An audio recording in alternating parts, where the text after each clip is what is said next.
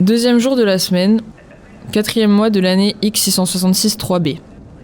Moins 60 degrés, humidité 70%, vent 350 km/h.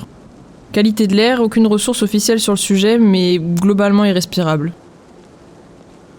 Les gens s'obstinent à penser que tueuse à gages c'est un métier particulier. Sous prétexte que je tue des gens pour gagner ma vie, je serais soi-disant pas comme les autres. Mais moi j'assassine personne en fait, j'élimine. Et puis je tue pour une raison au moins, j'ai rien à voir avec tous les fous des documentaires Netflix. Poète, ça c'est un job unique, ça c'est à part, ça c'est une aventure extraordinaire poète. Malheureusement le tueur à gages est finalement plus proche du bibliothécaire grisâtre ou de l'employé de piscine qui sent le chlore et les tongs usés que de l'artiste. Hier je me suis encore levée à 8h pour une mission à l'autre bout de Doloropolis. 40 minutes de métro, les yeux rivés sur la vitre dégueulasse. Dehors, toujours la même affiche immonde pour le service robotique de nettoyage canin. En gros, il y a une espèce de caniche robot habillé en soubrette qui me regarde avec une détresse sans nom dans ses grands yeux mouillés. C'est horrible. Les poètes, eux, ils prennent pas le métro. Je voudrais trop être une poète, moi. C'est un peu pour ça que je m'enregistre d'ailleurs. C'est vrai que je devrais vous expliquer, vous êtes là à écouter une meuf bizarre déblatérée. J'ai un peu l'impression de vous retenir en otage, là. Bon, en gros, je m'appelle Barbara Tristesse, j'ai bientôt 29 ans et ça m'enchante pas particulièrement. Vous l'aurez compris, je pense, ma carrière de tueuse à gages me déprime, mais pas forcément pour les raisons auxquelles vous pensez. Voir des cadavres et des mouches qui seraient sur des cadavres, j'en ai rien à foutre. Les organes, ça me fait pas peur.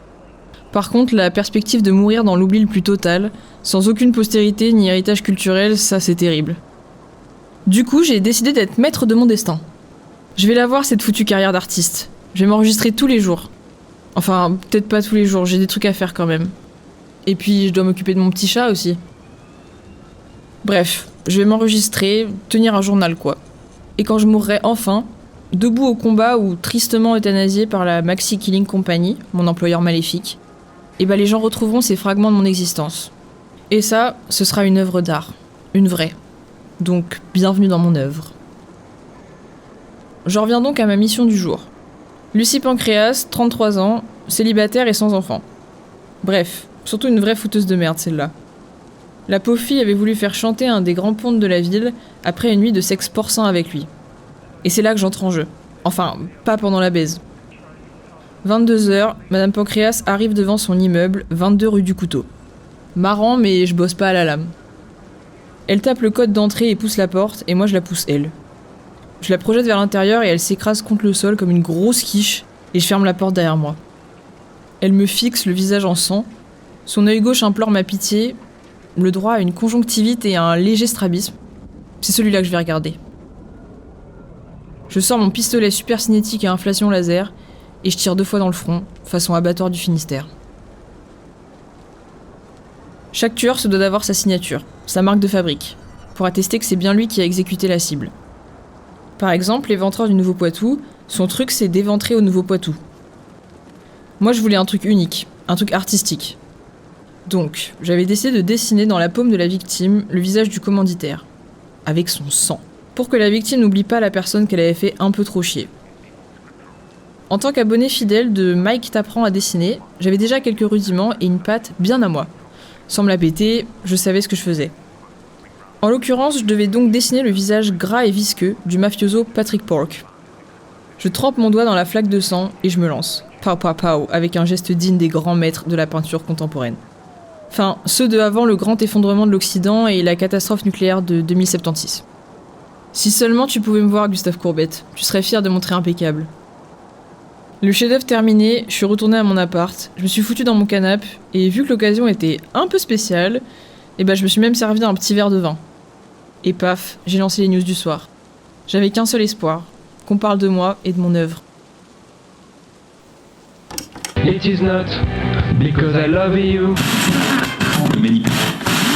Madame, monsieur, bonsoir et bienvenue dans le 20h de Doloropolis. Découverte choc, celle d'un cadavre rue du Couteau. Lucie Pancréas, 33 ans, a été retrouvée sans vie dans le hall de son immeuble, avec 2 balles dans le front, façon abattoir du Finistère. Pas original le bougre, à moins que... Le présumé tueur a visiblement laissé une trace mystérieuse, un dessin fait avec le sang de la victime, dans la paume, mais personne n'a encore pu en identifier la signification. Le préfet de police parle d'une pomme de terre, d'autres d'un gros orteil panarisé, et moi, j'y vois le visage de ma grand-mère, que je déteste. Je te baise, mamie. Comptez sur nous, chers téléspectateurs, pour vous tenir au courant. C'était Tristan Sel pour vous servir. Bon, liste non exhaustive des trucs qui vont pas dans cette chronique de merde. Raison numéro 1. Je m'y attendais un peu, mais évidemment, on pense que je suis un homme. Pour les meurtres de lâches, genre empoisonneuse de marmite, là c'est pour les meufs. Mais dès qu'il y a du sang et des gros pistolets, bah là c'est un crime de mec. Mais ce que ces cons savent pas, c'est que 60% des tueurs à gages de la Maxi Killing Company, bah c'est des femmes. Mais bon, les merdias, les journalopes et autres cafards à stylo, on en pense qu'on en pense, mais moi je sais ce que j'en pense. Raison numéro 2. Comment ça pas original ? Je suis tueuse à gages, pas seulement canon. C'est un métier, pas une passion. Par contre, et ça m'amène à mon 3e point, j'en ai une de passion. Raison numéro 3. D'où mon portrait illisible. Le trait il est fin, il est précis, et quand on connaît le visage de Patrick Pork, c'est juste bluffant. Et puis le sang coagulé, ça ajoute tellement quelque chose. C'est presque du cubisme allemand. Mais ça, Tristan Sel, ça lui passe au-dessus de la touffe. Hein. Bon, le bilan du jour est pas super positif. Mais au final, est-ce qu'être incomprise, c'est pas le fardeau des plus grands artistes ? Bon, j'en sais rien, puis je suis bourré de toute façon. Bref, fin de l'enregistrement, et à plus tard peut-être.